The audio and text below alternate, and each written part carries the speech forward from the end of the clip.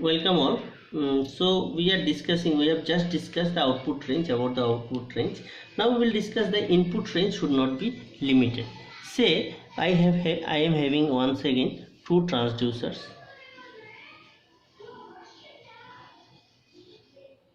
and another transducer is. So you see in these two transducer, if we consider, this is the behavior of the transducer. Okay, so here it is non-linear, but for this range it is linear, again it is non-linear. So this is the range. Okay, and for this transducer this is non-linear behavior. After that this much is the range where it is showing the almost linear characteristics. So let us draw the perpendicular from this point. So this is the range for this one, and for this one the range is, say, this. So which one is higher? As you can see this is having the higher range in the input. So input range is higher in this case. So what do you mean by the input range is higher? Means a large range of input can be measured using this transducer. So the limitations are less in this case. So that is the meaning that this range should not shrink. The input range should not shrink. As large as possible it should be there. As large it is good. Okay, next is self heating. Point number 16 is self heating. Now what is self heating? Say this is a circuit. In this circuit you have connected a transducer, say temperature transducer.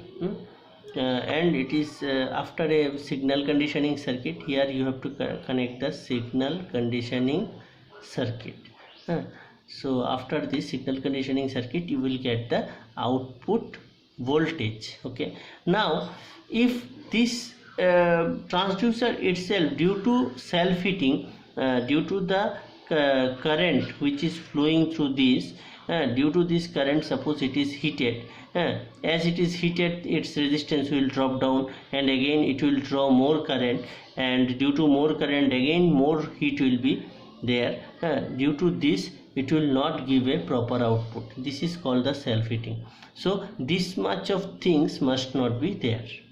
Okay, so whatever transducer it is, temperature, pressure, flow, whatever it is, for measurement purpose we will connect some circuitry to this, and as well as we will supply some out voltage, supply voltage, say VCC and ground.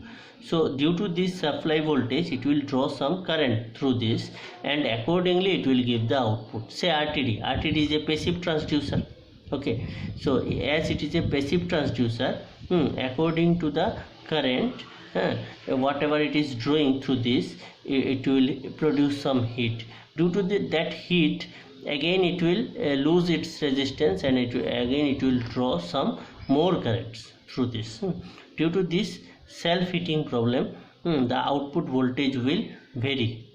So it must not be there. The variation in the output voltage it must be only due to the variation in the physical parameter to be measured, not due to the self heating problem.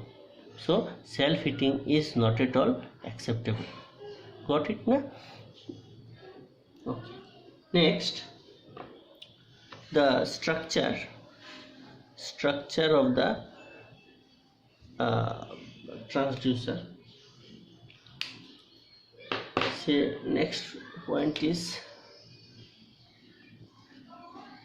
ruggedness.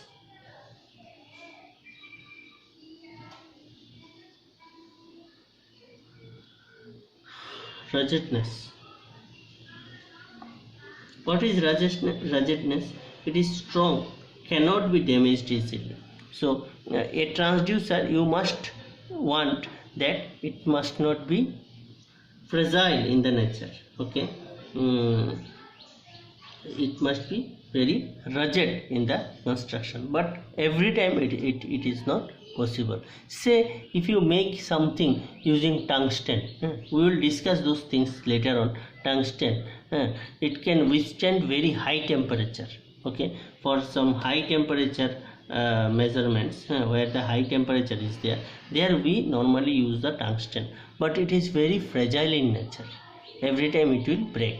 Can you remember initially this type of bulbs were there in our home appliances, tungsten bulbs. There this tungsten was placed in the bulb. Okay, so the why we are using this tungsten on those bulbs? Because it can draw very high current, and due to this it will heat up and glow, and due to this glow we actually get the light from these bulbs. But it is very fragile in nature. If there is a certain jerk in this bulb, this tungsten may break. So this is the disadvantage of the tungsten. So it is not a rugged in construction. Okay, so whatever transducer you will make, say RTD, thermistor, thermocouple, you don't want this must be fragile. So it is all about ruggedness or fragileness. Fragileness means easily breakable, damageable. Okay, it will easily damage. Fragile means it can be easily damaged, like tungsten.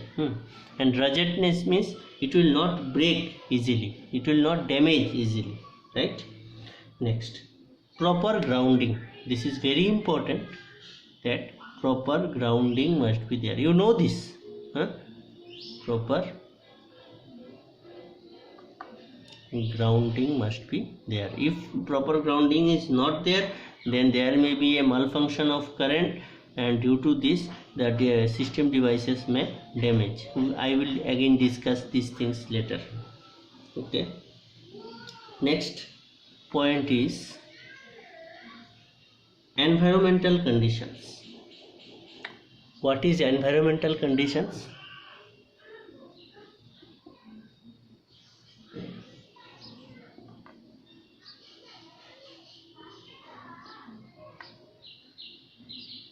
Environmental conditions. What is environmental conditions? Say you are measuring the temperature using RTD. So how the RTD is made of? It is made up of, say, metal. I will not go to the specific metal, I will just consider that it will made up of metals. Actually it is made up of platinum and other things, so we will not discuss this PT100 and all. I will just initial stage I will consider RTD is made up of metal. So say it is the RTD.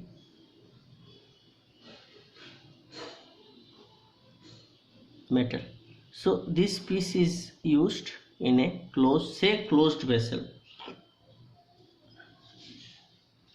closed chamber or vessel. In this closed vessel I have placed this metal RTD to measure the temperature. Say here liquid is there, those liquids are heated up using some furnace, fire flames. This is the liquid, it has been applied the fire. So due to this fire flame, this liquid will convert it to gas. Okay, gas. So there may be some exit also from this. I am not discussing this. Say you have placed this metal inside this to measure the temperature. Now you see temperature variation will be there inside this. Along with this, the pressure variation will also be there. As it is a closed chamber, the pressure will develop. Now you concentrate on the concept of pressure. If in a metal, if you apply the pressure, it will experience some stress and strain. Due to the stress and strain, its length will be deformed. What is resistance R? R is equal to rho into L by A. If the area or length is changed, then the resistance will also change. But in RTD, what I have to, what is the formula? Due to the change in the temperature, the R is a function of T. Simply speaking, R is a function of T. If the temperature changes, R will change. But due to pressure also, the resistance is changing. Now, if this resistance, RTD resistance, is changing due to temperature as well as pressure, then how to identify how much resistance change is there due to only temperature, not due to pressure? Can you identify? No, because we are treating this resistive element. Don't consider it as RTD, just consider it as a resistive element, and using this resistive element I am measuring the temperature. But the resistive element is changing its temperature resistance due to temperature also, but also due to the pressure. So this pressure change I don't want, because it is due to the environmental conditions. I want only the temperature change. You got? This is the effect of the environmental condition. How to overcome this we will see later in the subsequent lectures.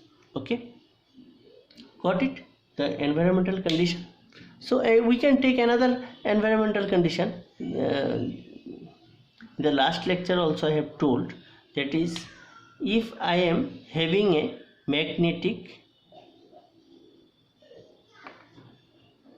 output, I am having a magnetic transducer, electromagnetic or magnetic transducer, it is giving a voltage output.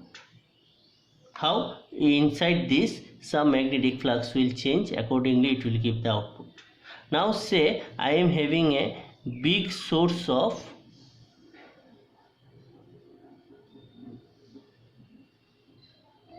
flux nearby this measurement. So as I am having a big source of flux, I am having some shielding also. Shielding is also there of the flux source, but then also some flux is linked through the magnetic circuit. So this magnetic circuit must change this flux due to this flux L, and say flux N is also applied to the system. So this change in the output voltage must be function of phi L, but what we are getting, it is a function of phi L as well as phi N, which is not acceptable. This portion is not required, but it is coming as a noise. Phi N I have just nomenclated using noise for noise. Okay, so it is not acceptable. This is also an environmental condition, which you cannot avoid. It is there inherently in the system. So these environmental conditions may be inherently also it is may be available. Okay, so it is of, we must not consider those things. Okay, thank you.